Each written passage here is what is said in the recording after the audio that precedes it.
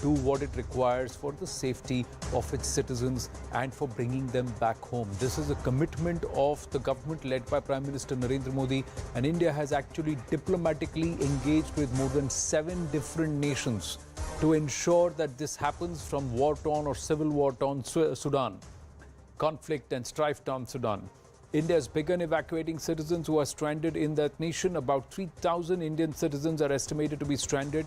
The total population of Indian citizens is around 4,000, of which about 1,000 have made Sudan their home. So they are not leaving, but those who are plying their wares, going there for different reasons and working in Sudan, they are now being brought back. The government has started Operation Kaveri. It's in full swing. Another batch will be leaving soon. There is a big batch of citizens which is en route in that ship that should dock on our ports very, very soon.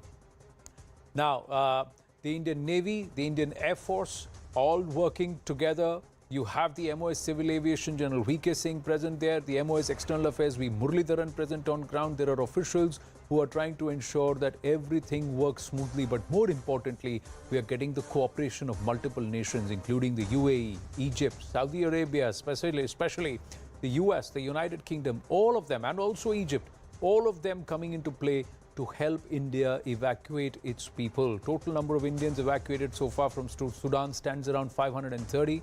The Minister of State for External Affairs, V. Muralidharan, is in Jeddah to oversee the evacuation mission. He tweeted and said, happy to see off 360 Indians at the Jeddah airport in a flight bound for New Delhi. They will be reaching the motherland soon, reuniting with their families. Meanwhile, a civilian aircraft carrying approximately 260 passengers will arrive in Delhi post 9 p.m. So overall 530 flying back, and there's a huge big group which is also on board that ship, the INS, which is on its way back. Let's listen into this conversation that some of the people on board the craft impromptu had with V. Muralidharan. प्रधानमंत्री जी नरेंद्र मोदी जी आपको शुभेच्छा भेजा है और सारे Indians जो भी Sudan में है उन सबको सुरक्षित वापस लाने का लक्ष्य प्रधानमंत्री जी ने अनाउंस किया है। आप सबको फिर एक बार अभिनंदन। Thank you very much. All the best. Back, happy journey. We cannot express our great attitude towards Modi ji and the you. We don't have any words. You know what kind of work you have done. We don't have any words. It is thanks to Prime Minister Modi. These are doing great effort under your leadership also. His efforts. I work under him, under his directions. So that's why. This was possible because of our India, great nation. Yes. And this was not possible otherwise without the leadership of the Modi. Thank you. प्रधानमंत्री जी नरेंद्र मोदी जी आपको शुभेच्छा भेजा है और सारे Indians जो भी Sudan में है उन सबको सुरक्षित वापस लाने का लक्ष्य प्रधानमंत्री जी ने अनाउंस किया है। आप सबको फिर एक बार अभिनंदन। Thank you very much. All the best. Back, happy journey. We cannot express our great attitude towards Modi ji and the you. We don't have any words. You know what kind of. Really appreciate the Saudi Arabia part of the Indian government, the Indian embassy. They have done wonderful arrangement for the evacuees coming out of Port Sudan. We couldn't get a better arrangement than this. यहाँ पे बहुत अच्छा यहाँ पे safety हुआ और सब कुछ अच्छा मिला। अभी अच्छा भी टिकट भी मिला भी जाने के लिए, फ्लाइट भी अच्छा भी। यहाँ पे हम कल आए थे और नाइट स्टे हमारा इधर ही था और यहाँ पे जो फैसिलिटी है, जो अरेंजमेंट है, तो यहाँ की जो कम्युनिटी ने जो किया है और गवर्नमेंट ने जो किया है सऊदी अरेबिया में स्पेसिफिकली, और एम्बेसी ने भी किया है स्पेसिफिकली सऊदी अरेबिया में, वो बहुत बढ़िया अरेंजमेंट है। और इधर आपने देखा सूडान में जो इस समय संघर्ष चल रहा है, एक प्रकार से गृह युद्ध की स्थिति है। सिविल वार सेना में और वहां की पैरामिलिट्री फोर्सेज में। अब यहां से हमारे यहां सुना कि कांग्रेस के वरिष्ठ नेता हैं, सीएम रह चुके हैं, उन्होंने कहा मोदी जी अब सूडान से हमारे इंडियंस को क्यों नहीं लाते हैं। मेरे भाइयों, जद्दा से हमारे इंडियंस अब उड़ान भर चुके हैं, सूडान से हमारी गवर्नमेंट ने निकाल दिया है, वो भारत के लिए आ रहे हैं। एक बार तालियां बजाकर उनका स्वागत किया जाना चाहिए। यह है हमारी गवर्नमेंट। हमारी गवर्नमेंट यह कोई कमजोर गवर्नमेंट नहीं है, ताकतवर गवर्नमेंट है। भारत माता का मस्तक सदैव ऊंचा रहेगा। भारत माता का कभी मस्तक हम झुकने नहीं देंगे। So they are coming back, ladies and gentlemen. Let's shift focus, moving on here on the right stand, bringing you up to speed on raids that are happening in the state of Tamil Nadu. Days after Tamil Nadu BJP chief K Annamalai alleged DMK links to real estate firm G Square, the Income Tax Department has conducted searches at multiple locations in the state. The department conducted searches at over 50 properties of the real estate company. The raids were conducted in Chennai, Coimbatore, among other places. The real estate firm is allegedly linked with Tamil Nadu Chief Minister M.K. Stalin and his family members. The IT department also conducted searches at DMK MLA Mohan and his son Karthik's house in connection with the case. The DMK cadre meanwhile staged a protest in Chennai. The G Square company has been marred in political controversy, with the opposition, that is the BJP, accusing top leaders of the ruling faction, that's DMK, of helping the real estate company to grow exponentially in the state. Annamalai alleged that the real estate firm had amassed wealth through corruption. Annamalai also alleged that the State Housing Department has approved G Square's projects at an unusual rapid pace, a charge that has been denied by the State Housing Department. Now, following the raids, G Square then released a statement and said that they have been subjected to unwarranted persecution through unfounded allegations, and the firm said that there is no truth in any of these allegations. The firm also said that they are fully cooperating with the authorities throughout this process and called this nothing but malicious propaganda against them.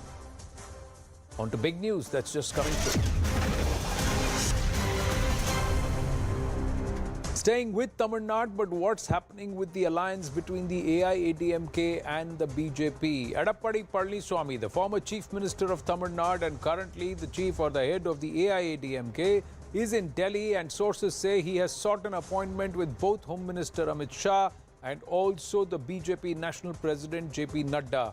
He will be staying in Delhi through Thursday as well, and may meet JP Nadda. That's what sources are telling CNN News 18. EPS is very keen to ensure and to underline and seal BJP support at a time when he's got a face-off going with O. Pannirselvam, who's still trying to claim legacy to the ADMK.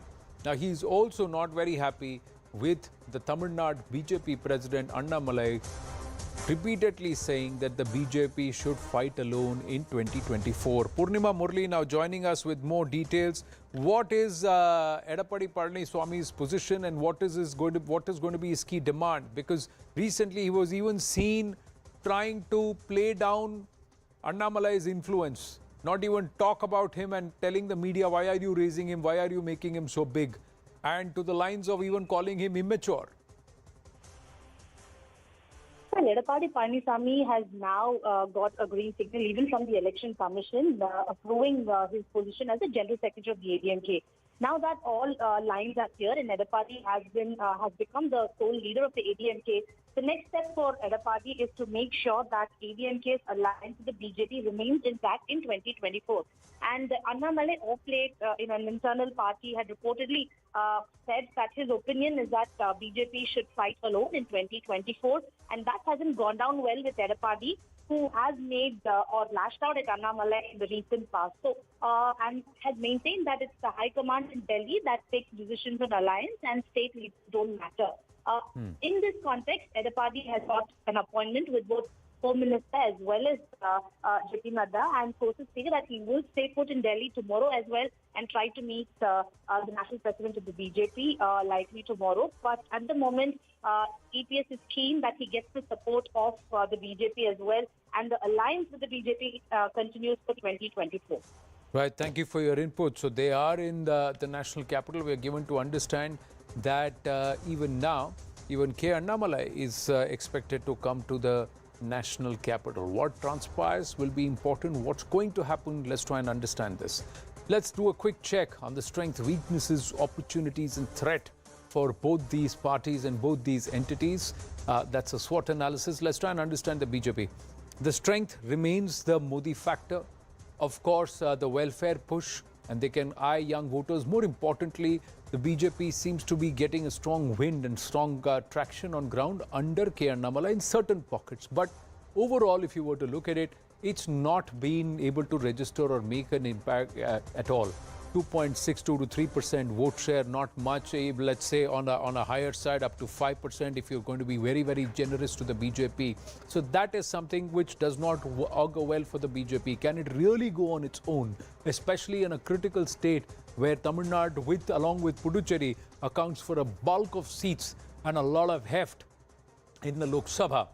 AIADMK, if you look at it, well, the former Chief Minister J. Jayalalitha's legacy is the big strength, but this party is in disarray.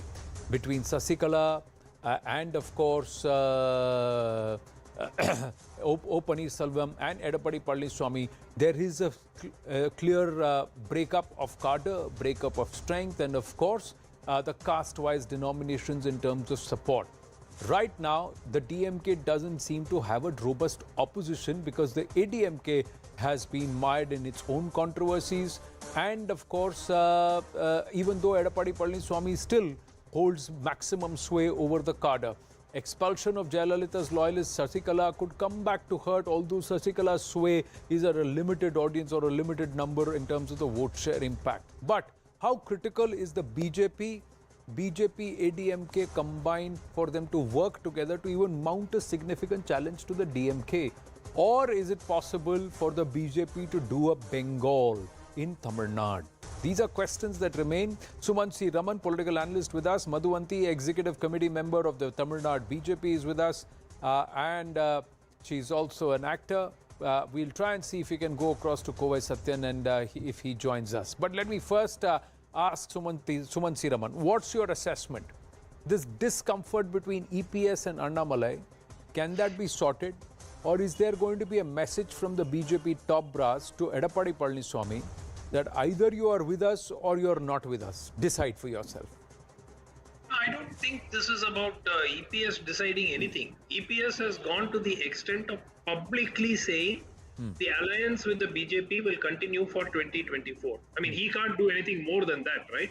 So he has come out publicly. The ADMK is going around with the slogan of Mathil Modi, Manilathil Edappadi, which means Modi for the center and Edappadi for the state. So I don't see how the BJP can warn Mr. Edappadi or say that you are with us or against us and so on, because he's already made it public. He has categorically said that the alliance will continue for 2024 Lok Sabha elections in no uncertain terms. So the ball is really with the BJP to sort of figure out whether they want to break the alliance. The ADMK does not want to break the alliance. They are very clear on that. The point is, even within the BJP, the Tamil Nadu BJP, there are two factions. One is the Annamalai faction, which wants to break the alliance and is making a lot of efforts to break the alliance. The other is the faction made up of all the other senior leaders who want to go with the AIADMK because they realize clearly that the BJP does not have the vote share at the moment to even win a single seat. Now, long term, people say perhaps if we break the alliance now, we may not win anything now, but we will win in 2026, we will win in 2031 and so on. Those are all hypothetical questions.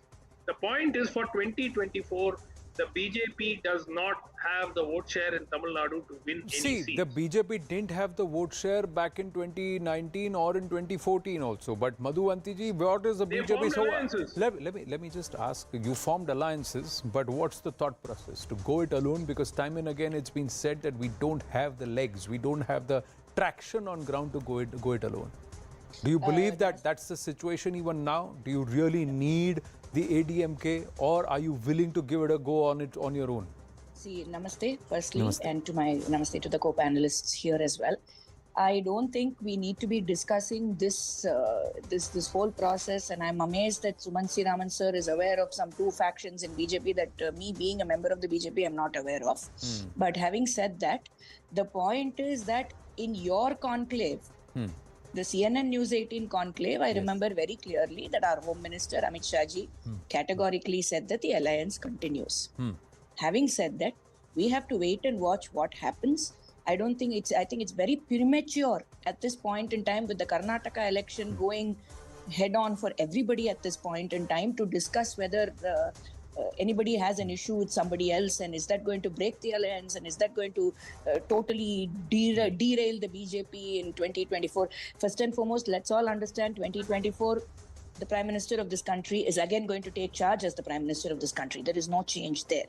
What the regional parties are going to do and how they are going to align themselves with the national party called BJP is for us to wait and watch. Before anything moves, preconceived notions about issues and comments and small tips that have happened between individuals, I don't think should become priorities for institutions to take decisions. This is my humble opinion. But why is there this discomfort? What started this discomfort, Madhuvanti-ji? I'm very curious to understand. Why would Mr. Annamalai turn around and say, I believe the DMK should not lean on anybody. We need to fight on our own. Is there a thought process there where he says, if you really want to grow as a party, you need to learn to walk without support?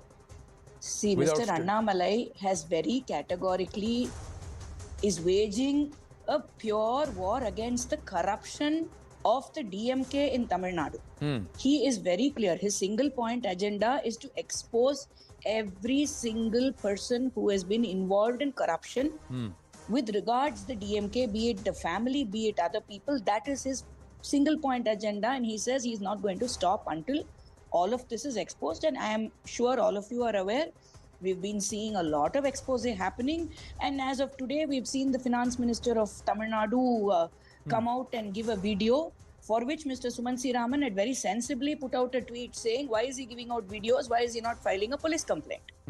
So this is to the extent to which things are happening here in Tamil Nadu. The point being, we are anti-corruption, we want a clean governance, and that is the focus of State President Annamalai. So I don't know from where everybody is trying to cook up this whole alliance but story the way and try to say... The alliance story also comes from the way, Madhuvanti-ji, Mr. Edappadi Palaniswamy responded, didn't he? Why are you always asking about Annamalai? Why are you making him a hero? And then he turned around and he leaned around to say that, talk to me about senior politicians. I have done 40, 50 years in politics. Talk to me about someone of my stature. What does that mean? I have also seen that video. Once again, I am only saying Edappadi ji did not speak about any alliance breaking. He only said, talk to me if you want about seniority in politics. That's again his personal view. And if Annamalai ji has a statement to give against it, that's his personal view. This is not going to be the crux on which whether there is an alliance or not. Let me ask you, what is your personal view? Would you like to work on an alliance, or do you want the party to start fighting on its own and working on its own? I am a humble Karyakarta. I do what my High Command asks me to do. You are also executive If committee there is member an of the alliance, Tamil Nadu BJP. Absolutely. I am a state executive committee member of BJP Tamil Nadu, a humble Karyakarta. What is told to me is what I will do.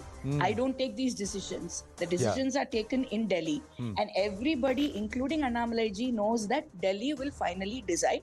And all of us will abide by that decision. Correct, but I'm just looking at it practically, Sumansi Raman. Let's keep what is the reality on ground. But I'm just asking, from a party which wants to make inroads, a party which is gathering traction, a party which is perhaps cornering the discourse in the government versus opposition narrative more than what it has ever done.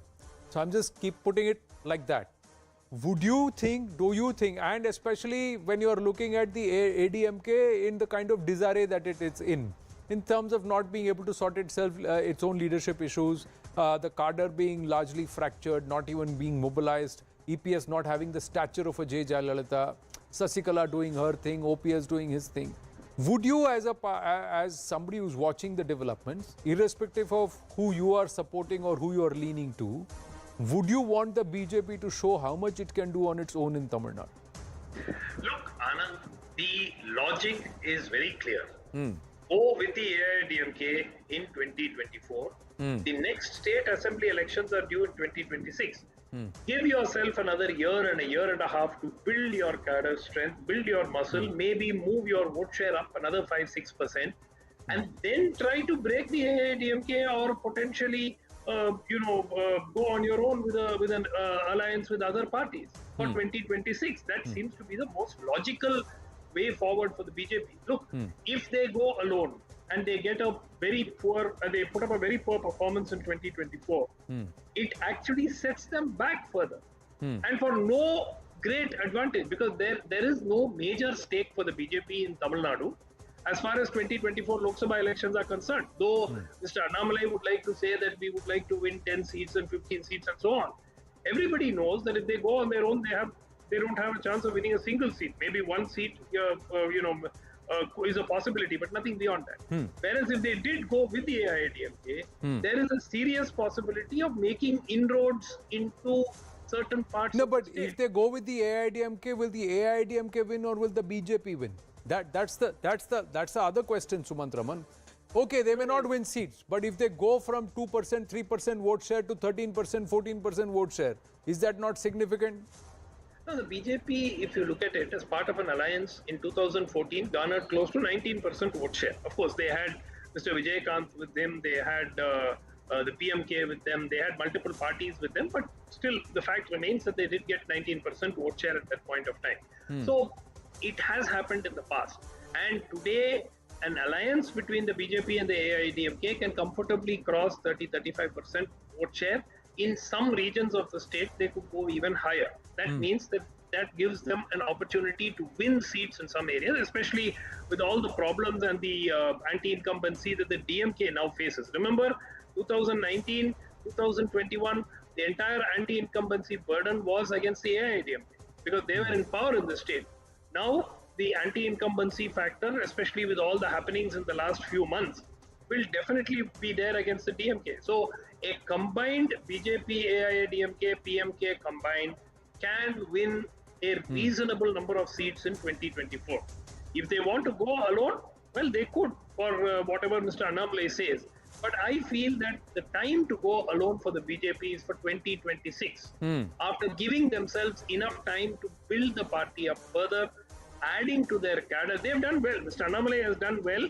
He has increased the vote share. My guess is BJP is the third largest party in the state now. It's probably in double-digit vote share already. But vote share of 13% or 12% or even 15% is not enough to win anything. No, but there can always be a post-poll alliance. There can always be, let's all fight separately, see how we do, and then post the elections. But then if everybody loses, what will you have? ADMK can say that we would, Edappadi Palaniswamy would want to say, I want to assert myself and see if I can stand up to Stalin and I want to fight on my own for Lok Sabha 2024. He has already, Anand, he has already announced it publicly. And he has made it very clear that he is going with the BJP. It is Mr. Annamalai who is rocking the boat, and for no obvious logical reason at this stage. Somewhere it is about saying that let us stop leaning, let us start learning to work on our own. Kovai Satyanji is with us. Kovai Satyanji, AIADMK spokesperson, is with us. Kovai Satyanji, namaste, namaskaram. I think you're on the move somewhere, but Romba Nandri. Stop the car for you. Thank you very much. Let me ask you straight up. What do you see? How do you see this panning out? Why is Mr. EPS in the national capital? Is there some trouble in this alliance, or is it just to try and get certain things right? There is no trouble in alliance as such. He is in the national capital to put enough and more pressure, because we see signs of the DMK regime coming to an end because of all their corrupt malpractices and deteriorating law and order. The law and order is in shambles in the state. Okay. Every minute, every hour, there is rape, molestation, murder, dacoity, free flow of drugs. And as a responsible opposition, our leader wants to take it up with the MHA. And with the IT rates going in a couple of business premises, the trails of money are leading to overseas. And there is a trail of money coming back to the state. So this there are strong connects and evidence. So this has nothing to do with the discomfort with Annamalai and the BJP in Tamil Nadu. Because Annamalai is a nominated person and a cadre in BJP, and our leader has got nothing with Annamalai or anything to do with Annamalai. Our leader Edappadi is elected by the 1.5 crore cadres of the party. And he has spent 55 decades of his life in public life. He understands the intricacies and nuances in politics. And he is very clear from the beginning that whatever has to happen, the call will be taken by the High Command of BJP with respect to alliance. That is Nadda or Amit Shah or Modi. But as far as AIADMK is concerned, the person who will take a call is our leader, Edappadi. But so it's clear. So his reason for coming to the national capital is less to do with the equations with the BJP and more to do with the dynamics with the DMK. Is that what you're saying? Absolutely. So what is the... Please. Yeah, it's clear. There is no charcha on the equation with Annamalai. Will it is going to hamper the alliance or whatsoever it is. So far, the alliance is good. It's going good. There are some miscommunications and misinterpretations from the BJP stated Mr. Annamalai, who from a corporate world, so-called corporate bureaucratic world, feels that everything has to be routed through him or whatsoever it is. Or maybe there are misplaced priorities and wrong expectations from his side. He is learning the ropes. He is a newcomer. He is a newcomer in the political framework and he will learn it faster. He'll understand the dynamics and nuances faster. Madhuvanti, this has nothing to do with the equation with Annamalai or whatsoever. Would you want to react to this? I again state BJP's high command is what decides the alliance factor. Like I told you even before Kovai Satyanji came onto this debate. So I don't think that this individual small issues that individuals are having is going to cause a major rock of the boat on the alliance or any such thing. This is exactly what I was also saying, and I am very clear that Annamalaiji's single point focus right now is to expose the complete disarray of the ruling government, which is the DMK. But so, what stands out from day one. See, if that is the case, Mr. Kovai Satyan, the AIADMK has not put its might and muscle behind the DMK files charge put by the BJP. The idea was to actually dismiss it.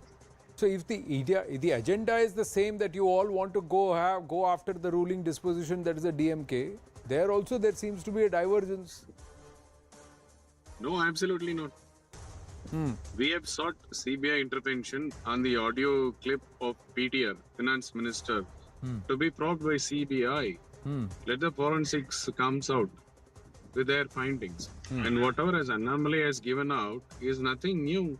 He has just laid out the assets of individuals.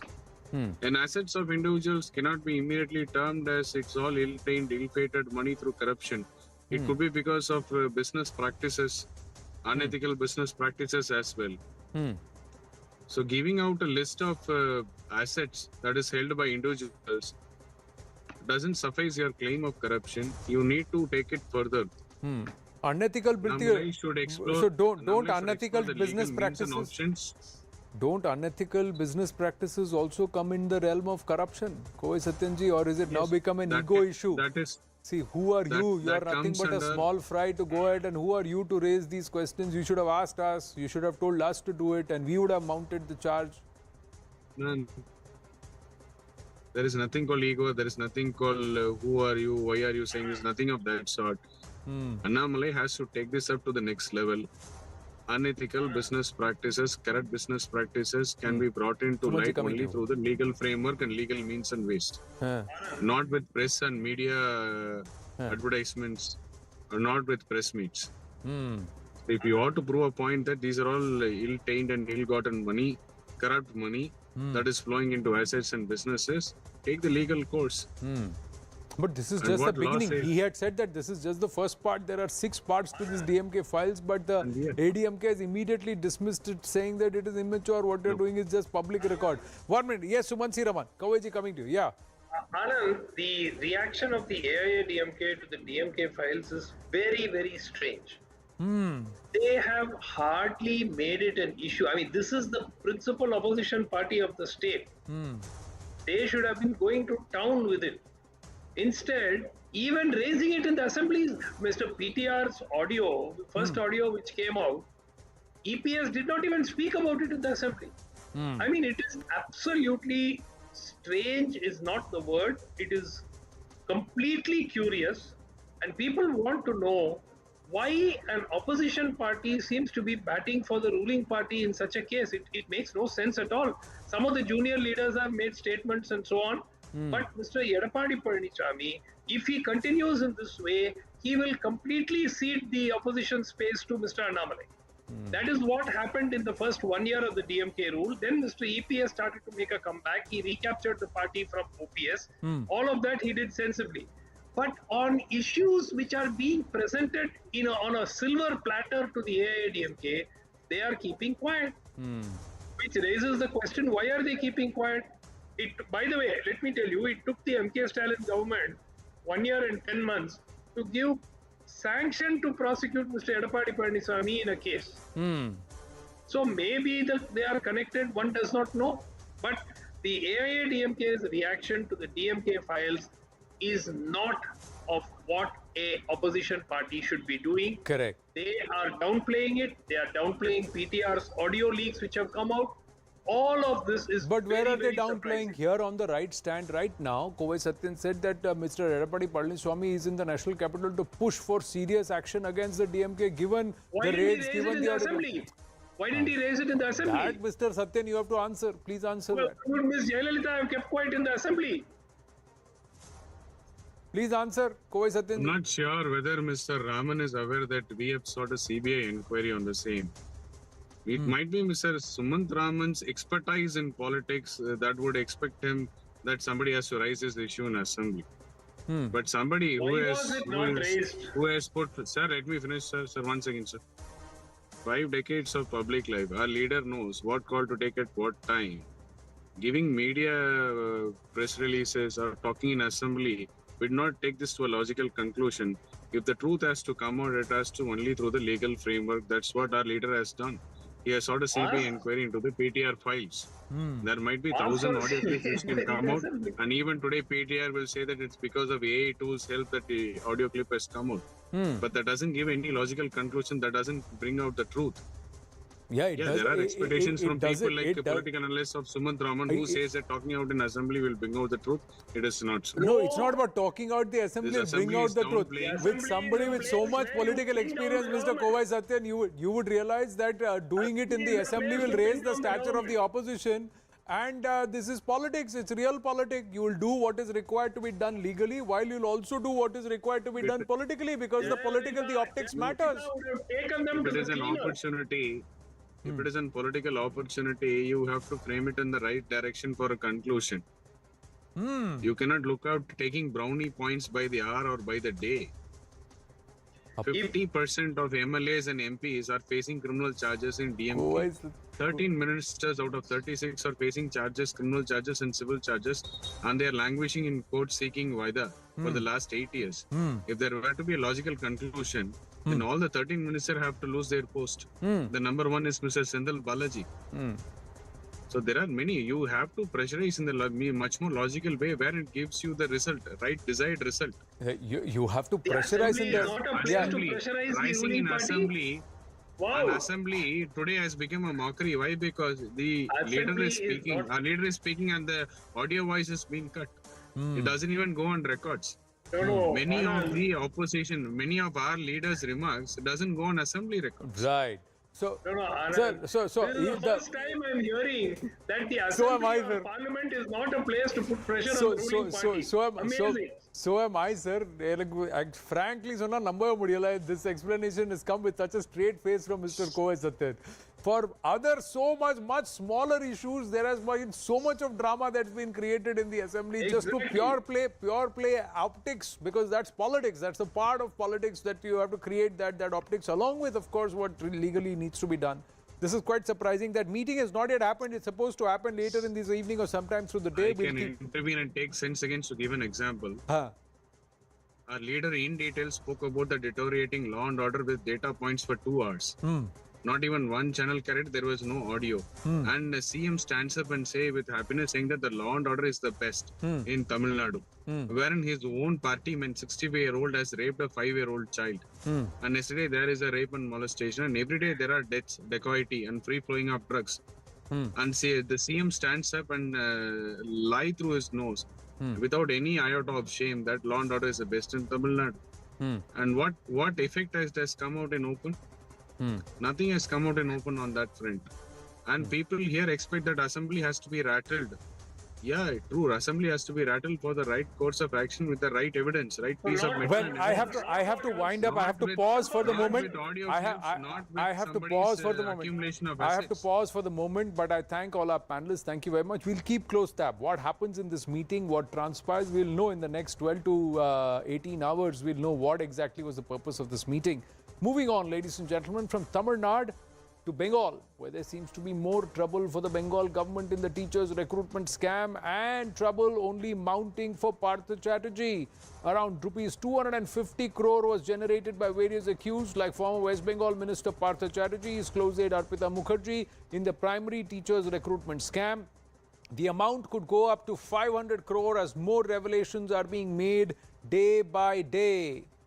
Now, the investigation has revealed that proceeds of the crime to the tune of 250 crore has been generated by various accused persons in the primary teachers' recruitment scam. The CBI has said that the money has been further utilized for personal use or siphoned off or invested in movable or immovable properties.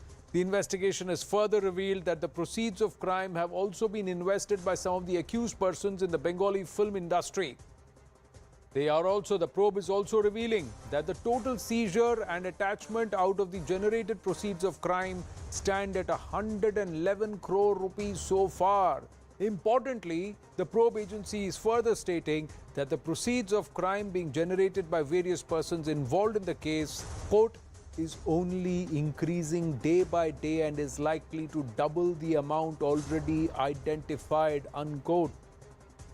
Meanwhile, the Enforcement Directorate, which is joining issue, is saying that during searches on Ayan Sil's premises on the 19th and 20th of March earlier this year, documents have been recovered which reveal that the scam is not limited to the recruitment of teachers only. All this has also been mentioned in the CBI FIR. The agency has unearthed another scam which involved several appointments by the various municipalities. The probe reveals that illegal appointments were made in various municipalities of West Bengal. The interrogation of Ayan Sil revealed that an amount of 200 crore rupees has been collected from candidates. 200 crore. Importantly, agencies revealed that apart from Ayan Sil, public servants and political leaders hatched a criminal conspiracy. Those arrested in the scam so far: Partha Chatterjee, former Bengal Education Minister; Arpita Mukherjee, Partha's close aide; Manik Bhattacharya, Trinamool Congress MLA; Kuntal Ghosh, expelled Trinamool Congress leader; Shantanu Bhattacharya, Trinamool Congress leader; Ayan Sil, a businessman. So what is this entire scam?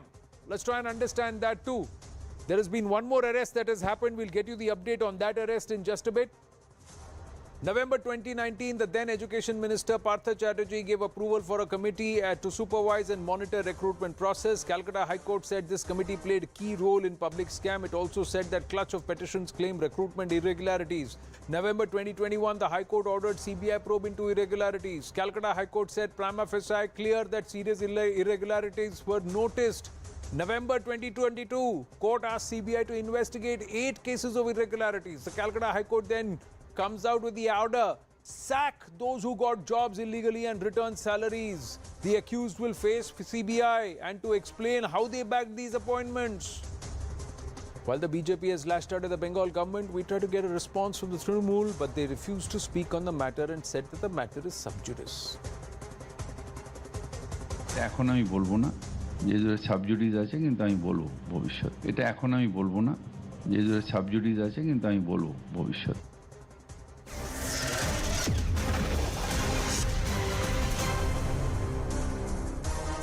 Now, big news coming through. Daughter of Trinamool Congress leader Anubrata Mondal has been arrested by the Enforcement Directorate. As per the ED, Sukanya Mondal is the beneficiary of the proceeds of crime in relation to cattle smuggling case. She has a number of properties in her name and could not reveal the source of funds. Ashish Merishi joining us. Yes, Ashish. So Sukanya could be a direct beneficiary and now arrested.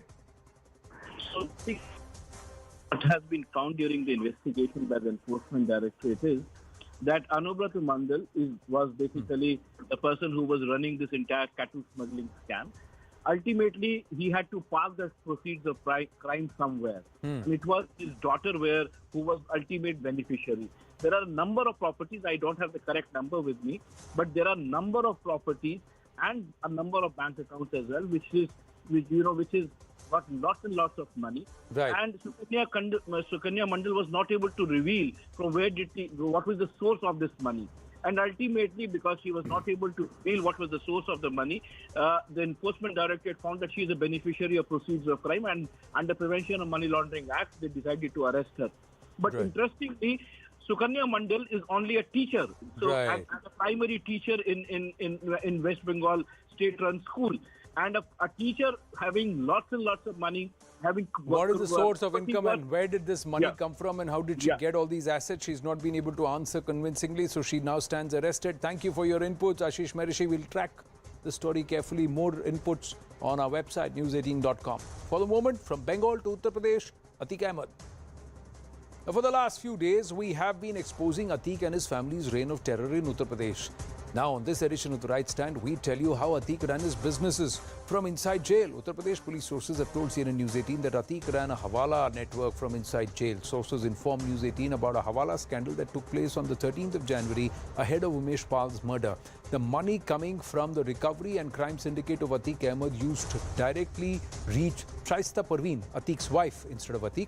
Atiq's lawyer, Khan Solet Hanif, used to take the money coming through Hawala from the Hawala operator, and the money used to reach Shaista via their close aides. While Atiq was in jail, Shaista used to look after all the accounts of Atiq, and she was quite literally running this entire crime empire, this mafia empire.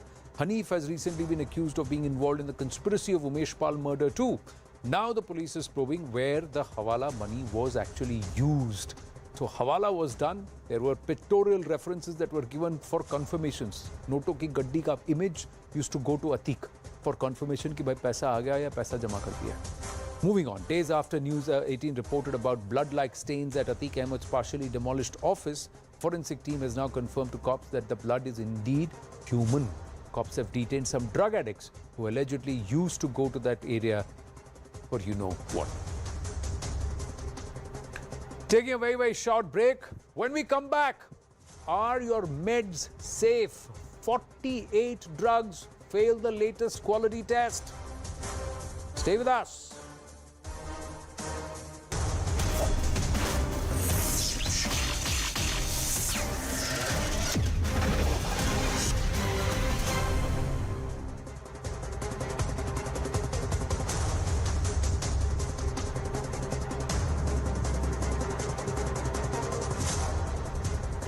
Be done, otherwise this will be void. One, you need empirical data. Two, you need to have a final backward classes commission report that has not happened. And three, you need a socio-economic census, none of which have been done. None of the actions of the BJP government are actually going to come to fruition. It is mere electioneering, and it is a ploy which is a fraud upon the aspirations of all communities. No, so it is no. not If only it is an election ploy, no. Once again, Aishwarya, one second. Let me ask Aishwarya. If it's an election ploy, as you're saying, then how are you going to respond to it electorally? Because the BJP has thrown the gauntlet at you. They are saying that look, Congress brings in quotas for Muslims. We take away that quota and we give it to Vokoligas and to Lingayats. We are the only ones who care about the Hindus. Congress only cares about the Muslims. You know, Zaka, it is so unfortunate that the BJP is so bankrupt and deprived of any issues of development that this is what they've resorted to. The Kannadigas in my state have lived peacefully, and today you've taken 4% from one community and piecemeal divided it to two other communities that were asking you for 15 and 12% respectively. The Congress's response is this. We believe social justice is one of the most important responsibilities of any political party. We're saying remove the 50% cap. We're saying we will have a better socio-economic census to ensure all communities are adequately represented. And we've also asked the central government to take the onus on releasing this census data. The Karnataka Congress stands for social justice for all, not for pluck for one and throw at the other or pull from the other. No, but Aishwarya, you still haven't answered my question. I'll ask Syed Aslam and then also to... No, one second, sir. One second. I need to go to two other guests. There are 4 guests on this show. So let me go to guest number 3, Mr. Syed Aslam of the JDS. Aishwarya has not answered this question, but I'm going to ask you this. Fundamentally, the problem with the Muslim quota, even as Aishwarya argues, that it was not based on religion or faith, it was based on socio-economic our backward status. The fundamental problem was that socio-economic backward status was for people of one faith. That 4%, if you were socially and economically backward but not from the Muslim faith, you were not entitled to that 4% quota.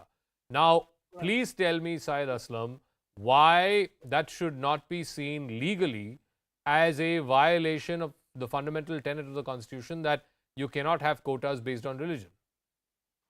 Well, Zaka, let me give you a very valid response to some stats.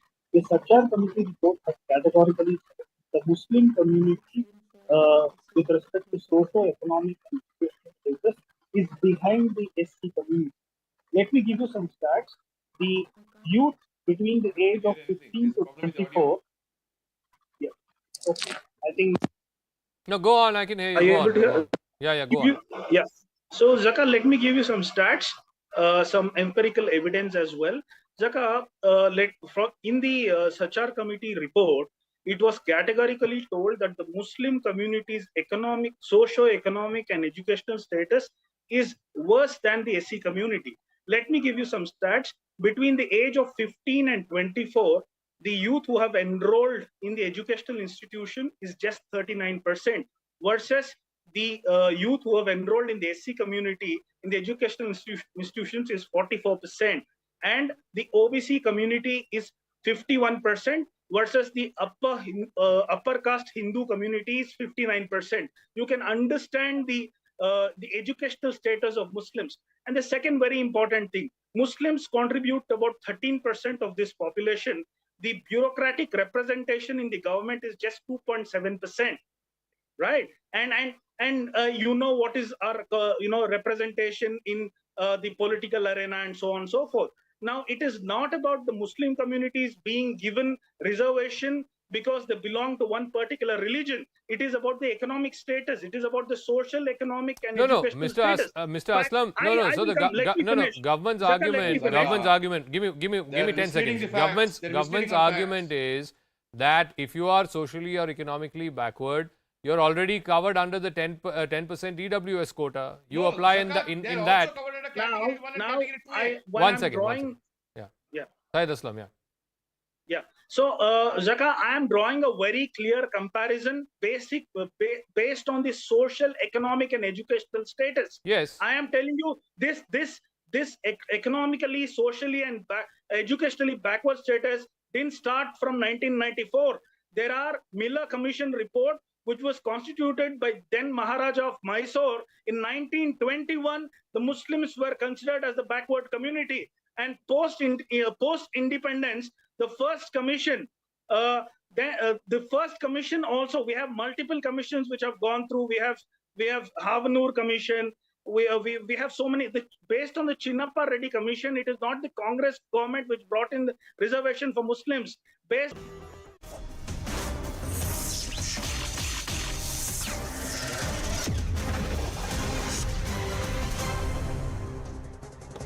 Back on the right stand with a CNN News 18 exclusive story. It's about India's generic drugs. Generic drugs in our country and the perils of counterfeit drugs. Domestically produced generic medicines, or what we refer to as over-the-counter drugs, OTC drugs, have often come under scanner for failing quality tests. And India has been battling the challenge of substandard drugs for a while. The problem was in the spotlight when the government launched its Jan Aushadhi initiative. And now the Central Drug Standard Control Organization, or the CDSCO, has begun flagging poor quality drugs on their websites, along with sending out frequent reports and drug lists across the country. Let's take a look at this recent findings that have come to the fore. Several commonly used medicines have been flagged for failing quality tests in the latest drug safety alert issued by the country's apex health regulator. The list includes top-selling medicines such as the epilepsy drug gabapentin, hypertension drug telmisartan, anti-diabetes drug combination gilmapiride, and of course metformin, and the HIV drug ritonavir. They are all part of this drug alert. It also includes iron and folic acid tablets, probiotics, and several multivitamin pills. It also includes vitamin C, vitamin B12, folic acid, and niacinamide injections. The monthly list issued by the Central Drug Standard Control Organization on its website has 48 medicine batches failing the quality parameters in the month of March out of a total of 1,497 samples tested. It reflects a failure rate of over 3%. That's very, very high, ladies and gentlemen.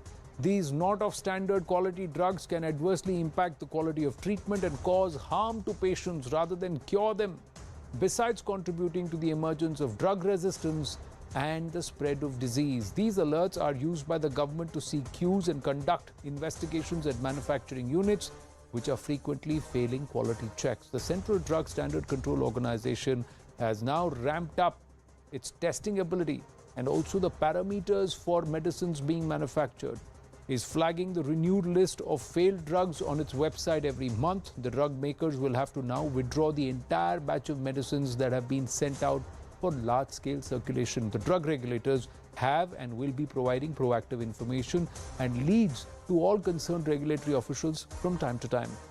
Additionally, external agencies have been roped in to investigate the presence of counterfeit drugs across the country. The Ministry of Health and Family Welfare is already conducting massive nationwide audits and raids at several drug manufacturing units to fix the gaps in good manufacturing practices.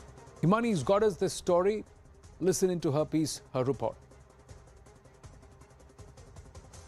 I would like to clarify here, there is nothing alarming, as this is just between the companies and the government so far, because the tests are from the batches and the batches have already been alerted and flagged to the company. Now companies will immediately recall these batches. So there is no alarm in terms of consumer. I would request that patients who are consuming these medicines, there is no panic, there is no alarm, there is no lethality involved in the medicines that you are consuming. So this is a routine practice where the government keeps doing the sample checks from the batches that are released by the companies in the market to tighten the security loops and to understand that what have been the safety procedures. And the companies that feature frequently in the failed lists are the companies where government does more of a scanner, does more of investigation and raid activities. As we know that central government is already in process of nationwide raids and investigations after several countries including Gambia, Uzbekistan and United States leveled allegations over the made in India drug products. The government has already raised its scrutiny over several drug firms. Coming back to this monthly list, in March, 48 samples have failed the quality tests. So when we talk about quality tests, this quality tests can be divided into certain parameters. So these 48 batches that we are talking about, these drugs are not of standard quality. It means that a certain benchmark that a drug should achieve, that the good manufacturing practices should have been followed, there was some lapse. It indicates that. Now what is the harm? The harm is that the outcome of the treatment gets delayed. What this kind of a drug can do is increasing the drug resistance among the patients.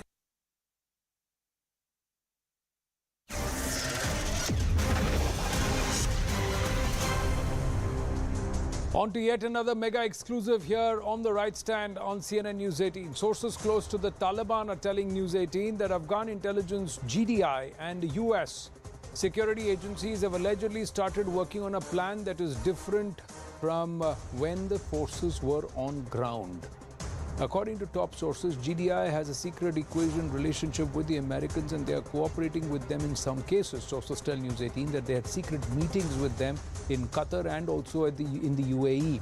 In a series of these meetings, they have done some homework and also follow-up for how to take this equation or relationship forward in the future.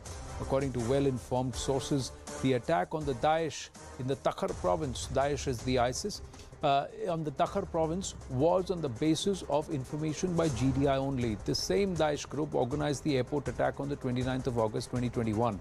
And according to sources, there is a rift between the Haqqani and the Kandhari factions within the Taliban, and that is also the creation of some insiders in the Taliban with the help of Pakistan. interesting details that are coming to the fore, and they're saying one is trying to work against the other, but there is still back channel engagement between the intelligence units within Afghanistan, within the Taliban, and of course with the Americans. Moving on, yet another exclusive.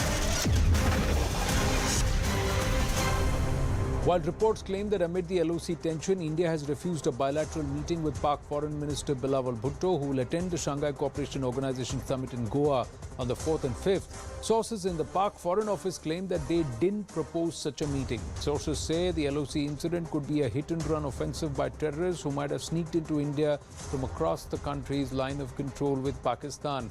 In such a scenario, India might not like to give its nod to a formal engagement between the two nations and the two foreign ministers of the two countries. Sources say the scope of SCO meet in Goa may be low, as both nations' ministers will not hold any bilateral meetings on the sidelines of the SCO meet.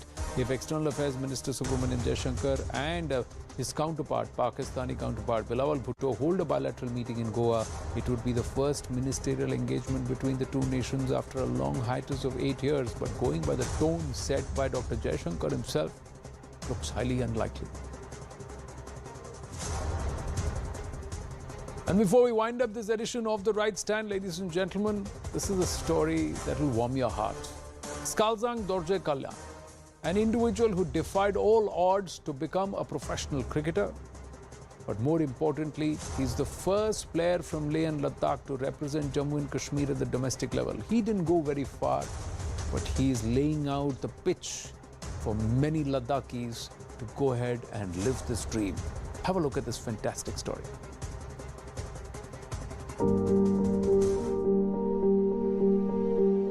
Uncountable Indian dreams of playing cricket and representing India, but only a rare few get a chance.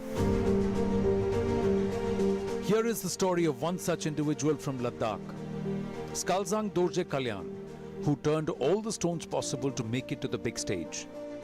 Kalyan is the first player from Ladakh to represent Jammu and Kashmir at the domestic stage in the Syed Mushtaq Ali Trophy in 2021. I was extremely happy. Select होने के बाद हम जम्मू कश्मीर पहली बार after like 70 years के बाद लद्दाख में एक selection हुआ था, जिसमें जम्मू कश्मीर ने एक जगह से आया, यहाँ पे एक टूर्नामेंट चलाया जिसमें मेरे को मैन ऑफ द सीरीज मिला, और वहाँ से हम 4 लोग सेलेक्ट हो गए।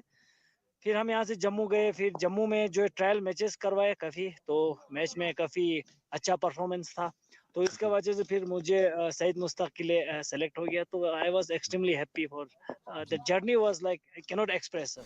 Good Kalyan could not make it big in his career, but made sure to help others in Ladakh. He established the first cricket academy in Ladakh along with his friend. तो उस time पर मुझे अच्छा salary भी थे, तो मेरा एक ही एम था कि मैं लद्दाख में जाके एकेडमी खोलूं। उस टाइम पर 2012-13 की बात है सर, मेरा एम यही था कि लद्दाख में जाके एकेडमी खोलूं। तो मैंने काफ़ी लोगों से बातें की कि भाई आप फाइनेंस करो, इसमें फाइनेंस करो। सर मेरे पास तो इतना पैसा नहीं है, आप लोग पैसा डालो, एकेडमी खोलेंगे, क्रिकेट आगे बढ़ेगा। तो उस टाइम पर कोई चांस नहीं देखा, क्योंकि हमारा यूटी नहीं बना था। तो फिर हमें गुरमीत का साथ मिला, फिर मैंने गुरमीत ने बताया फिर क्या क्या करेंगे, ये लैंड है इसमें चलेगा, कितना नेट बन सकता है। तो मैंने बोला भाई ये नेट्स है, हम 4 नेट्स बनाएंगे, तो इसके फीस ऐसे रखेंगे ताकि आपको लॉस नहीं हो। The manner in which Kalyan and his friend managed to finance the academy is even more heartwarming. उसने कॉस्टिंग लगाया कि पैसा इतना इतना हो रहा है, तो कॉस्टिंग लगाया। फिर उसने बोला भाई मेरे पास एक ही एसेट है जो मैं बेच सकता हूँ, तो उसने बोला कि मेरे पास इनोवा है, तो अगर मैं इनोवा बेचूंगा फिर एकेडमी जो है रियल होगा, रियल से रियल हो जाएगा। तो उसने एक सर इमोशनली उसने जो है टैक्सी बेच दिया, फिर उसके पैसे से फिर एकेडमी जो है जो भी कंप्लीट करना था सब कुछ काम कंप्लीट हो गया था। Kalyan has a few kids who train at his academy, but he has bigger dreams and wants to start under 16 and under 19 tournaments in Ladakh. तो लद्दाख में क्रिकेट खेलने वाला बहुत है, मगर जो भी खेलता है वो क्वांटिटी क्रिकेट खेल रहा है, क्वालिटी क्रिकेट नहीं है। तो मेरा और गुरमीत का एम यही है कि एक क्वालिटी क्रिकेट बनाए।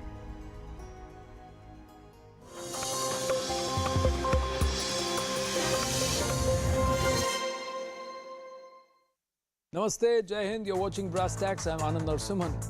There's been a deadly Naxal attack in Dantewada in Chhattisgarh, in which 10 policemen and their driver were killed. It is the first major attack in recent times. Overall, Maoist terror has been on a decline in the country. But this attack is indeed a wake-up call.